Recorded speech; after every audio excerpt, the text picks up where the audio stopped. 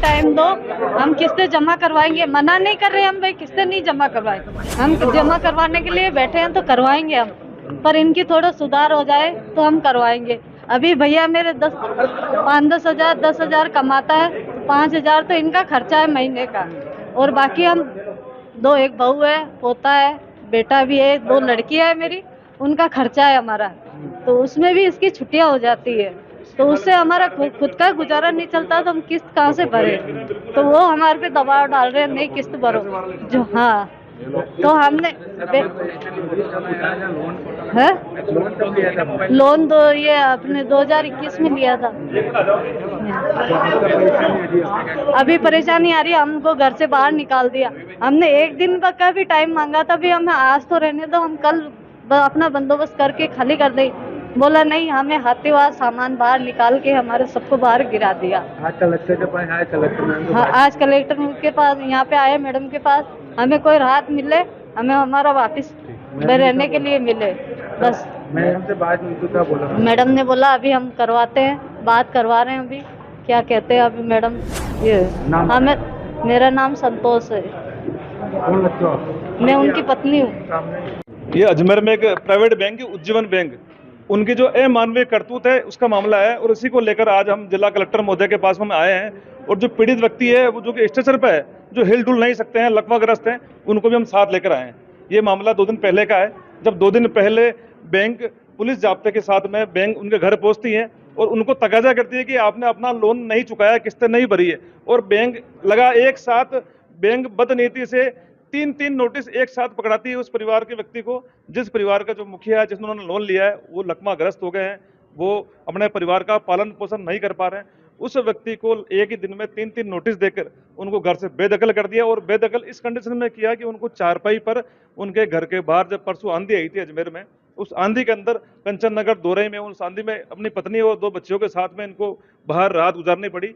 और इनकी मदद करने के लिए हमारे आसपास के जो उनके रिश्तेदार है, लालचंद जी भाई साहब, हम सब लोगों ने मिलकर ये आश्वासन दिया बैंक वालों को कि हम आपकी जो बकाया किस्तें हैं वो पूरी बकाया किस्तें पूरी जमा करा देंगे, लेकिन फिर भी बैंक वालों के कान पर जू तक नहीं रहेंगी। और इसीलिए हमको मजबूरन आज जिला कलेक्टर महोदय के यहाँ पर इन जो पीड़ित व्यक्ति हैं, जगदीश जी बाकोलिया दोरई निवासी, इनको हम स्वयं इनको लेकर आए हैं, और कलेक्टर महोदय ने हमको ये आश्वासन दिया है कि बैंक वालों को हम तलब करेंगे, उनको बुलाएंगे, उनसे जवाब मांगेंगे, और आगे की जो भी प्रक्रिया है, एक बार आप कल हमसे वापस आकर मिले, हर संभव उनकी मदद की जाएगी।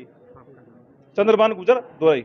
सर, मामला कंचननगर का है, और 2020 के अंदर ये जगदीश जी बाकुलिया हैं जो कि चप्पल बनाने का काम करते हैं। 2020 के अंदर इन्होंने लोन लिया था आदित्य बिरला ग्रुप से। वो लोन 2021 के अंदर ट्रांसफर करवा दिया उज्जीवन बैंक के अंदर, रेट ऑफ इंटरेस्ट कम करने के लालच से और थोड़ा पैसा बढ़ा देने के लालच से इनको करवा दिया, जिनके इनको जानकारी का अभाव था, इनको नॉलेज नहीं थी।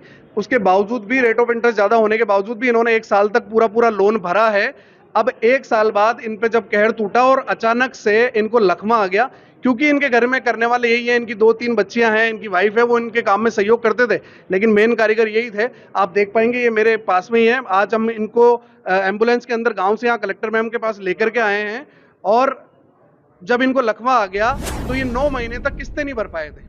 ये लकवा आने का कारण प्राकृतिक चीज है, कोई किसी के हाथ की बात नहीं है, लेकिन उससे पहले इन्होंने महीने किस्तें भरी है, उसके बाद ये किस्तें नहीं भर पाए। ये स्थिति बताने के लिए जैसे परिवार के लोग बैंक में गए, और इनका जो मेडिकल सर्टिफिकेट बना है उसके अंदर लिखा हुआ है, मेंशन है ये बात कि ये परमानेंट पैरालिसिस है। जब ये स्थिति बैंक वालों को बताई तो बैंक वाले घबरा गए, और ये देखा कि भैया ये आदमी ज्यादा दिनों का, उनको ऐसा लगा कि ये आदमी ज्यादा दिनों का नहीं है, तो उन्होंने एक ही दिन में 3 नोटिस इनको थमा दिए, और 3 नोटिस थमा करके और आकर के कुछ दिनों बाद उन्होंने कार्रवाई करी, और कार्रवाई स्वरूप इस व्यक्ति की आप खुद देख पाएंगे कि इनकी पलकों के सिवा शरीर का और कोई हिस्सा काम नहीं करता है। बावजूद उसके उन्होंने बर्बरता करते हुए, क्रूरता दिखाते हुए, मानवीय संवेदनाओं को, मानवता को, इंसानियत को ताक में रख करके इनको, इनके परिवार को चारपाई के साथ में रोड पर भेज दिया है। मैं आपको फोटोज भी उपलब्ध करवाऊंगा, आज के अखबार में भी ये खबर आई है। और इनकी वाइफ को, इनके बच्चों को रात भर, शनिवार को आंधी और तूफान आया था अजमेर में, रात भर पेड़ के नीचे इनको रात गुजारनी पड़ी है, पूरे कुत्ते इनको भौंकते रहे। लेकिन कई लोग जिनको जानकारी नहीं थी, गांव वाले अगले दिन आगे भी आए, उन्होंने कहा कि भैया इनकी जो बकाया राशि है, उस समय आकर के उनको कहा कि भैया जो बकाया राशि है, जो किस्तें इनकी बाकी है, वो हम जमा करा देते हैं, आगे से इनका किस्त जो लोन है वो रिस्ट्रक्चर करके और वापस कंटिन्यू कर देते हैं जैसे तैसे। अच्छा, हम लोग 10 लाख का लोन है, और मैं आपके माध्यम से ये बताना चाहता हूं कि हम लोग इस बात की सपोर्ट नहीं करते हैं, या हम इस बात के फेवर में नहीं है कि भैया कोई किसी ने लोन लिया तो लोन नहीं चुकाए। लोन चुकाना चाहिए, बैंक ने भी नॉर्म्स के अकॉर्डिंग कार्रवाई की होगी, लेकिन जो मानवीय संवेदनाओं को उन्होंने अनदेखा किया है, एक लकवाग्रस्त व्यक्ति को घर से बाहर निकाल दिया, वो आदमी रह नहीं सकता। इनके रोज दिन में 4 बार डायपर चेंज करने पड़ते हैं, इनकी वाइफ और इनकी बीवी बच्चे क्या करें, कहाँ जाए, रोड पर इनके पास आज रहने के लिए कोई भी जगह नहीं।